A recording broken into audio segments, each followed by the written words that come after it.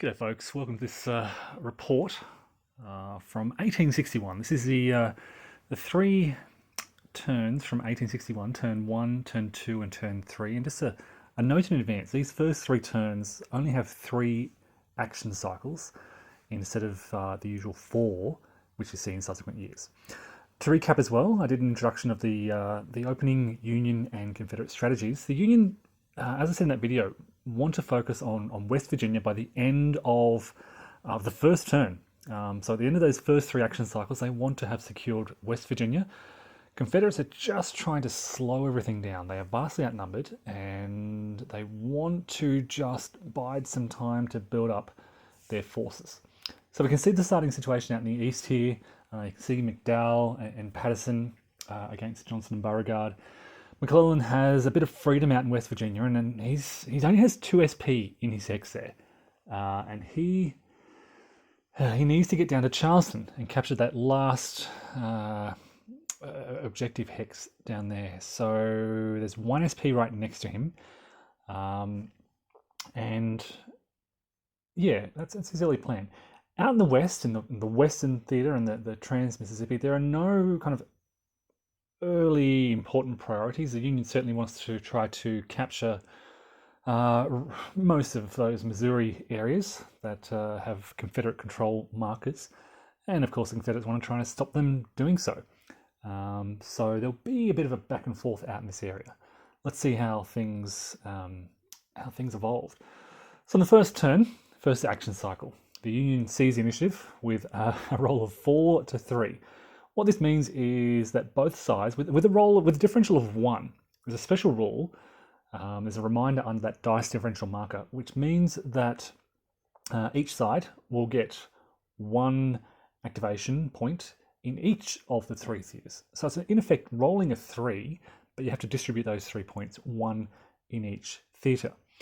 And so, out in the Trans-Mississippi Theater, Lyon, a 1-star commander of the Union forces in Missouri, takes his force on a bit of a hike. They've got 5 movement points, so they can move out to Lexington in the west, and then down to the south on the Osage River, where they can pretty quickly and easily clear out 2 of those Confederate control markers, and then they stop there just north of the Osage River. In the Western Theater, the Union player just uses the point to rail an SP from Columbus down towards, I think this move towards McClellan. So they could easily make the 12, you can do a special rail movement if a unit only moves along railroads, doesn't enter an enemy zone of influence, they can move up to 12 movement points along that rail line. Now McClellan is not technically in a Confederate zone of influence because he's in it's either a resource hex or an objective hex. I'm not sure about West Virginia.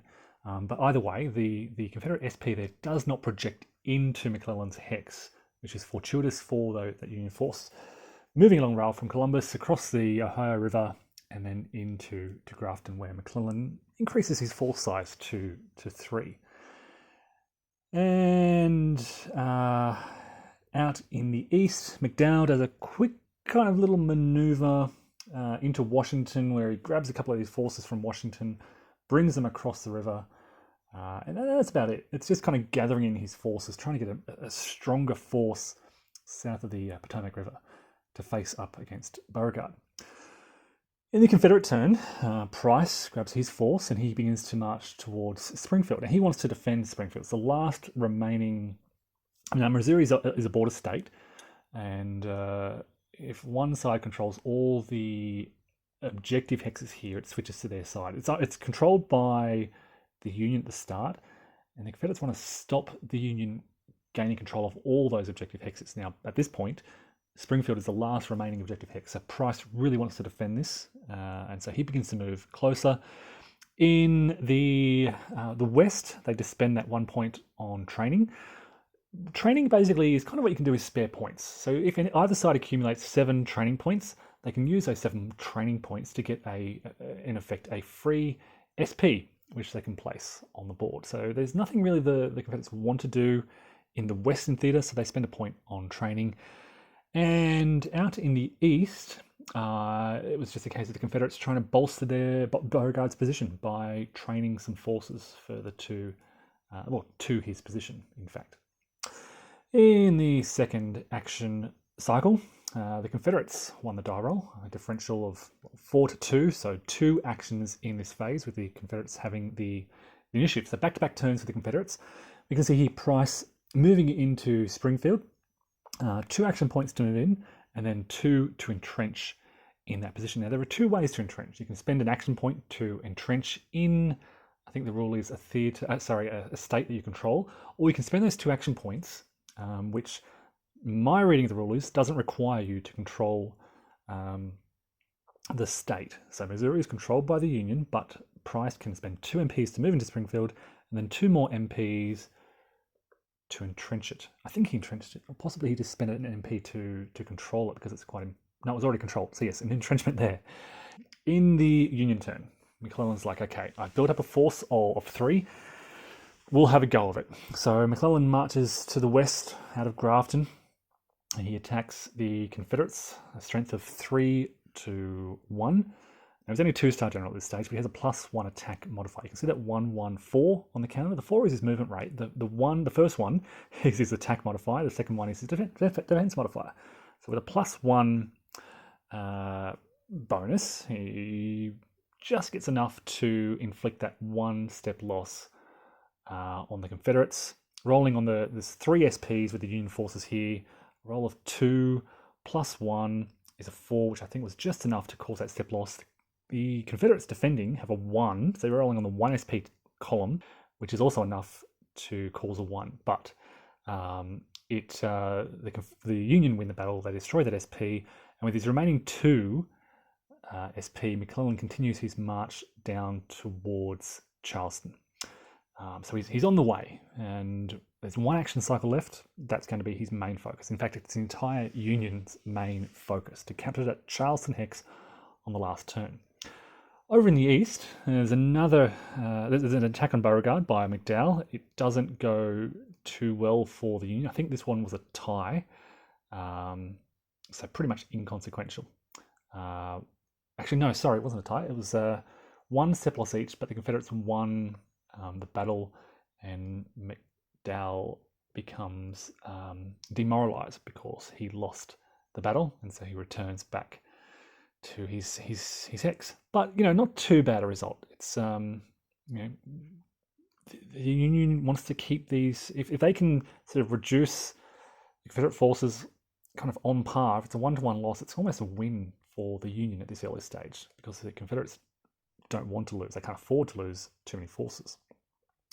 So heading into third and final action cycle of this first turn, the Union wins the die roll, the initiative roll, with a differential of 1. So again, there's 1 in each of the 3 theatres. So at the Trans-Mississippi Theatre, Fremont, who was kind of hanging around St. Louis, he's what's called a cautious commander. The red around his number means that it costs the Union player 2 action points to activate him if he moves, I think, within the zone of influence of a Confederate space. As it stands, he's just moving down towards Rolla. He grabs his force on the trains and does a rail movement straight down to Rolla to reinforce that.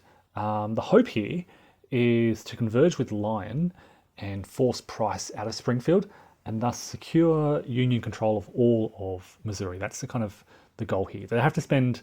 Well, they've got one action to spend in the Trans-Mississippi Theatre, and they figure, well, no point hanging around St. Louis. We'll get down towards Rolla and put some pressure on the Confederates.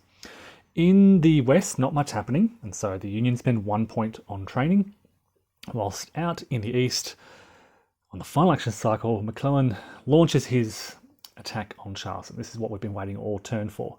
The rolls weren't great, but it's enough to see the defeat of that 0-strength militia in West Virginia. They were technically displaced, or they forced to retreat, but militia don't retreat, they're just displaced. And displaced militia go straight back into the border state militia holding boxes. So that's what happened with them.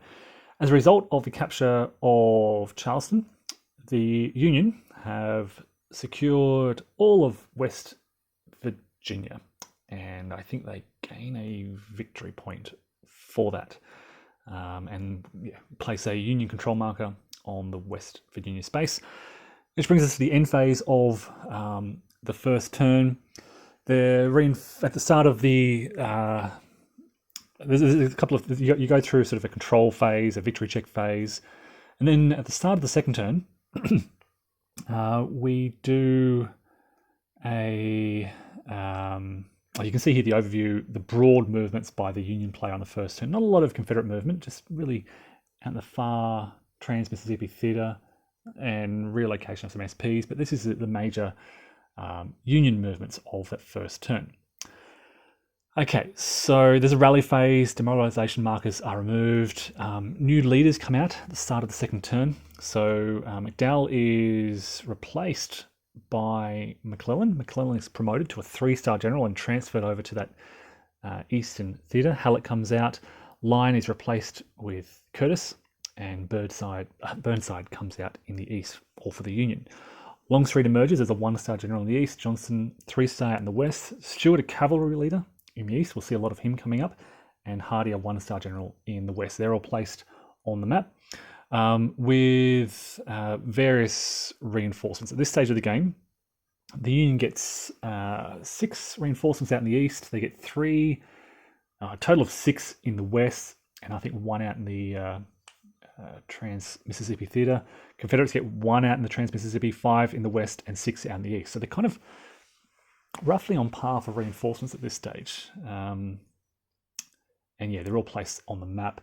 The Confederates are they have to kind of spread their reinforcements out, but then they can use rail movement to they get up to 7 rail movement points to shift these reinforcements up to the front. There's a road movement you can use.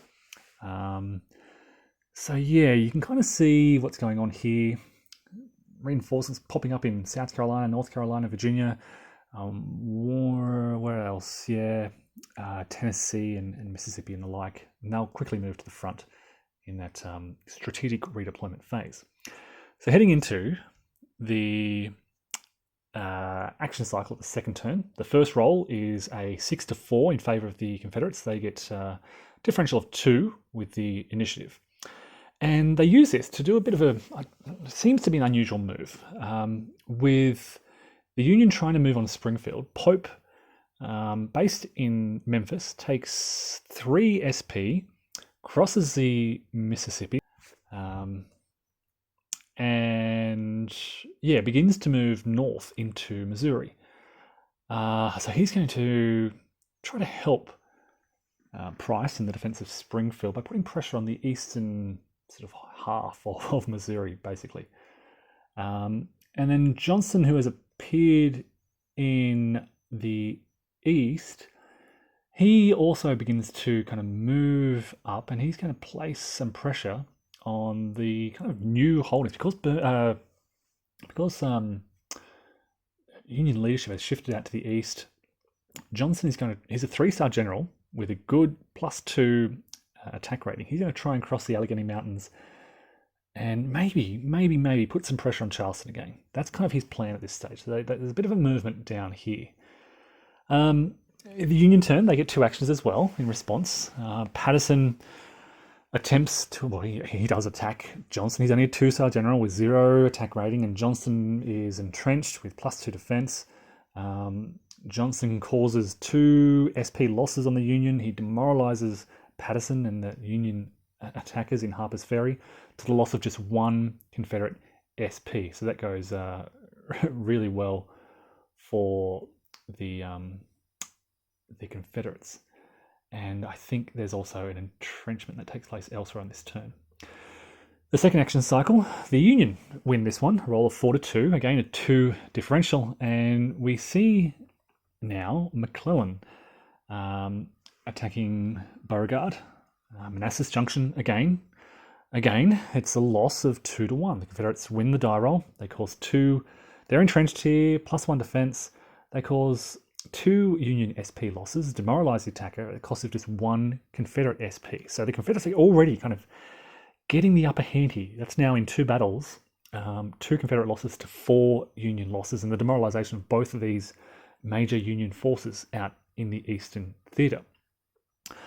Okay, so heading into the 3rd action cycle, this time the Confederates win the die roll, and it's another 1, so 1 in each theatre again. So we see Polk moving further north, actually moving into Missouri and threatening Ironton east of Freeman's position. This is a bit risky now for the Union. He's within range of Ironton, 1 SP there. Yeah, a bit risky. In the centre, they spend an SP on training, whilst in the east there's movement by, I can't remember who moved. I think this was a Johnson move. I think Stuart had earlier moved across the Allegheny Mountains, and now Johnson's moving as well. So they're threatening that position in Charleston. Okay, so the Union responds.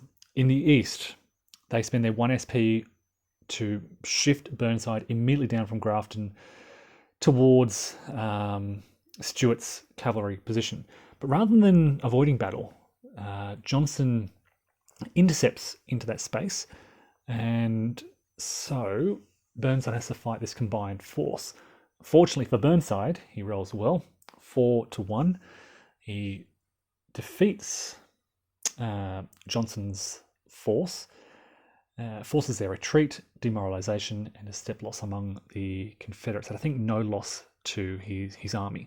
So he's kind of forced the Confederates back east across the Allegheny Mountains and out of West Virginia. And elsewhere in the center, I think this was an opportunity for the Union to get some training points as well.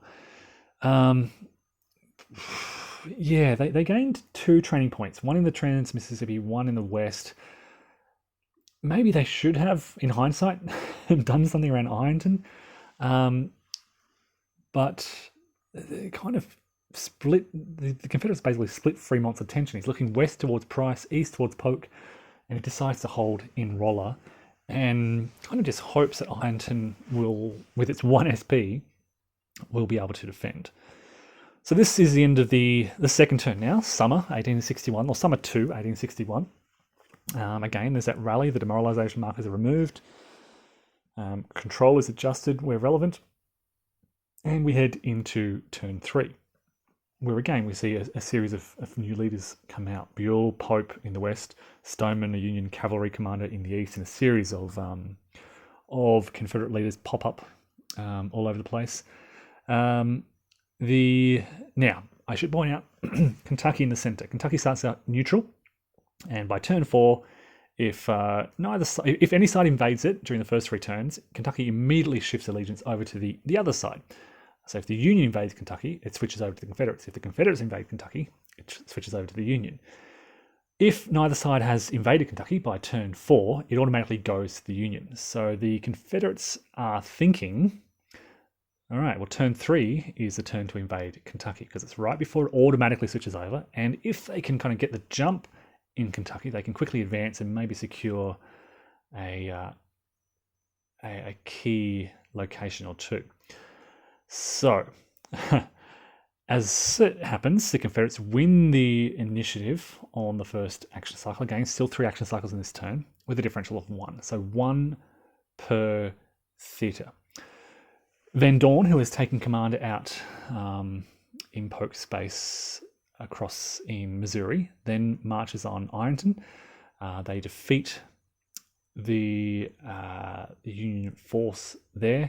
Both sides playing their Trans-Mississippi special cards to give them a +2 modifier in combat. The Confederates roll a 6 to the Union 3 with modifiers. The Confederates easily win that battle, and Van Dorn has captured Ironton. So there's now 2 Confederate spaces in this border town of Missouri, and this adds to their build points, basically, which helps them build more SPs per turn. In the West, as I said, the Confederates want to grab the jump and invade Kentucky. This is all they kind of do. They move Kirby Smith, new commander, into Columbus, right on the border. It's a bit of a kind of conservative move. You can see Morgan, cavalry commander, out in Clarksville, Tennessee, also about to cross the border, but there's only so much they can do. There's only one thing they can do with 1 action point in this theatre, and they kind of want to use. There's still 2 action cycles left in this turn. They kind of want to use the rest of those, the other 2 action cycles, to do more in Kentucky. So a bit of a gamble here. It's inviting a Union response, but I'll cover that in just a moment.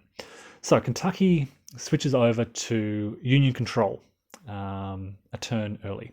Over in the east, with their final action point to this cycle, Johnson, who has rallied some troops, he brings 2 SPs from Beauregard to shift down towards along rail to his location. So he's been reinforced. He has about, I think, three SPs in this space, facing off against Burnside, who has 4, I believe.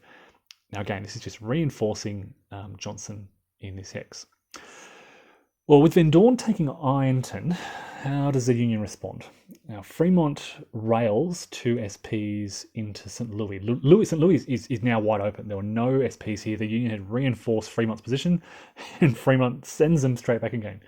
So these guys, poor guys, 10,000 Union troops have gotten the train in St. Louis, railed all the way down to Rolla. Fremont says, "Nuh-uh, the Confederates are moving up the Mississippi River. Get back into St. Louis." So they march their way back up again. It's not a great defense, but well, if Van Dorn wants to march in St. Louis, Fremont can hopefully trap them up there and isolate them from supplies. Supply chains are very important in this game. So Van Dorn needs, if he marches north, he risks getting supplies cut off, and it could be a disaster for the Confederates. So Fremont just spends 2 SPs north of St. Louis to defend it, and invites Van Dorn to gamble. In the west, which has just been opened up by the Confederates marching into Columbus, so Buell and Pope appear as leaders this turn. And Pope, what I chose to do as a Union was I placed Buell just north of Henderson to cross that river fairly easily. He's only got 1 SP there. And I put Pope with a higher movement allowance. So Buell's a better commander, but Pope has a higher movement rate. So I put Pope up with, I think, 2 SP in New Albany. And he uses the rail lines, I think, to move and secure control of Bowling Green. This prevents Hardy, a 1-star general in Nashville, from just marching up there and taking it. So the Union have responded to the Confederate aggression in Kentucky by marching down to Bowling Green and securing that. Over in the east, Burnside, the Union uses their 1 action point out in the east to activate Burnside, and he marches against Johnson. Now, he narrowly outnumbers, I think it's 4-3. He only causes 1, it's basically almost a tie, 1 step loss each, but the Union narrowly win this battle because of basically a higher result on the CRT, and so they force Johnson to retreat. And so Burnside has just kind of secured that passage across the Allegheny Mountains, which is kind of a dangerous position. From that area, he can head east towards Staunton, southeast towards Lynchburg, or further south even, and kind of cut the rail line. Dangerous position here. Heading into the next action cycle, the Union sees the initiative with a roll of 6-4, so 2 differential. With that, he focusing both actions in the east. Stoneman, a poor cavalry commander, but nonetheless quite mobile, activates his cavalry unit, 1 SP, and they march down into Staunton. Now the kind of cavalry rules here are a bit awkward. My understanding is they control the space whilst they're in it. So they currently control Staunton, but as soon as Stoneman would leave that space, they lose control, and he can't spend action points to gain control of the area like infantry commanders can. Meanwhile, Burnside decides to keep the pressure on Johnson, and he moves south to attack Johnson. Again, wins the battle with a relatively narrower victory. There should be a demoralization marker on Johnson here, but I fix it up in just a moment. So Johnson loses his 2nd battle in a row. He's a very good Confederate commander, but he loses, he's demoralized, and decides to retreat east towards Lynchburg. So struggling a bit and losing some more forces. The Confederates respond again by spending 2 actions in the east. 2 more SPs are brought out of Beauregard's force to reinforce Johnson in Lynchburg, And I mentioned that an MP can be spent to entrench, and so this is in Virginia, and so the Confederates entrench in Virginia. So Johnson has been reinforced, his army's back up to a decent strength on par with Burnside, and he's now entrenched in Lynchburg, which will help them if Burnside decides to press out to the east. Heading into now the third and final action cycle of this turn, and finally we get a 4 differential. Union rolls a 6 to Confederate 2, so 4 actions. And when you roll a 4, or when there's a differential of 4 or 5, there's this on to Richmond result, and that means that the Union has to kind of engage in aggressive actions in the east. Well, that's exactly what they want to do anyway. They spend the first action to shift Stoneman out towards Fredericksburg. Now, the Confederates have been so focused on Lynchburg and Burnside and preventing Burnside from heading east, they completely missed this opportunity here. They've left Fredericksburg completely open, and Stoneman moves into the area, displacing the Confederates there. Burnside shifts his force up to the north where Stoneman was to gain control of, I think it's called Staunton in that area. And McClellan, I think at the same time, McClellan, cautious leader, so he spends 2 SPs to attack Beauregard. It doesn't go too well. It's a 1-1 result, both sides losing SP, but McClellan, I think this actually was a tied battle, so there's no demoralization. So that's the 4 Union SPs, all of them being spent out the east to try to kind of break this kind of deadlock out in northern Virginia. In response, with Burnside in Staunton, with cavalry in Fredericksburg, Beauregard brings a strong force of, I think, 25,000 men. I think there were 5 SPs he brought down to Fredericksburg to clear out that cavalry. He won the battle, and so Stoneman lost his SP, and I think then becomes displaced. So he goes to the displaced box for the east. With Beauregard's force coming so far south, and with Burnside in Staunton undermining that whole position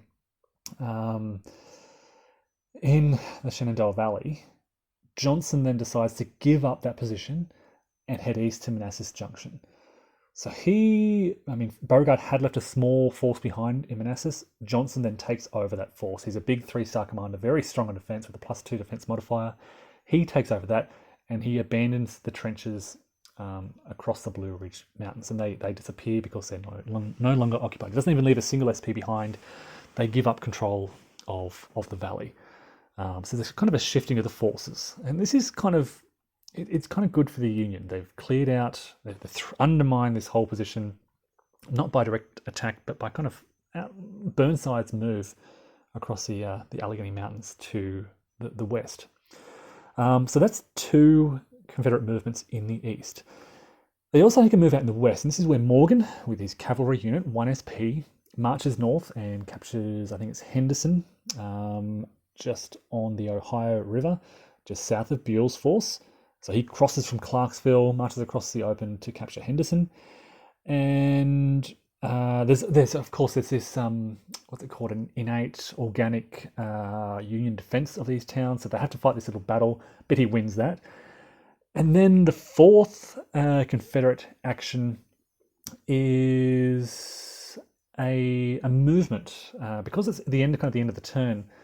There's a cavalry movement out of Lynchburg towards the Allegheny Mountain kind of crossing, which is going to, because when Burnside moved north, he left 2 SP behind. So he took 2 with him to Staunton, left 2 behind west of Lynchburg to try and block that railroad and create a barrier. But in doing so, he kind of didn't realize that there's a bit of a gap between these positions. And so Confederate cavalry have now marched northwest to try to cut those Union supplies and maybe again threaten Union control of West Virginia. And so, situation at the end of this third turn and the end of the year, end of 1861, sees strong Confederate incursions into Missouri, threatening Union control of Missouri. Now the forces are roughly on par here, but the Confederates are on the attack, and the Union have some pretty poor commanders, which makes their activations difficult. They can't really engage in offensive actions here. They're mainly on the defensive, Confederates on the attack. In the west, the Confederates have secured two objective hexes in Kentucky. The Union gained technically control of Kentucky, so they control anything without a control marker. But they've had to actually move south to physically gain control of Bowling Green to prevent it from falling into Confederate hands. Whilst over in the east,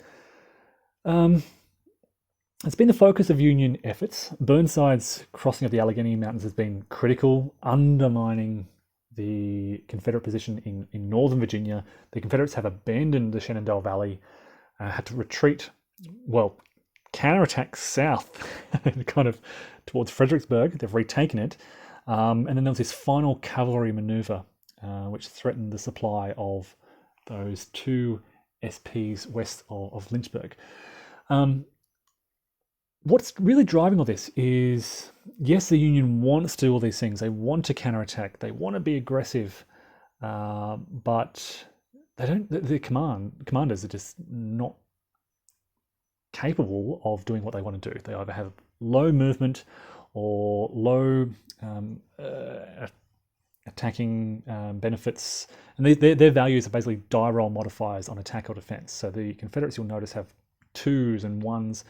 A lot of the Union commanders have 0s, if they're lucky, a 1, which means that Confederates are winning the vast bulk of these early battles, particularly in Virginia. They're winning or tying almost everything,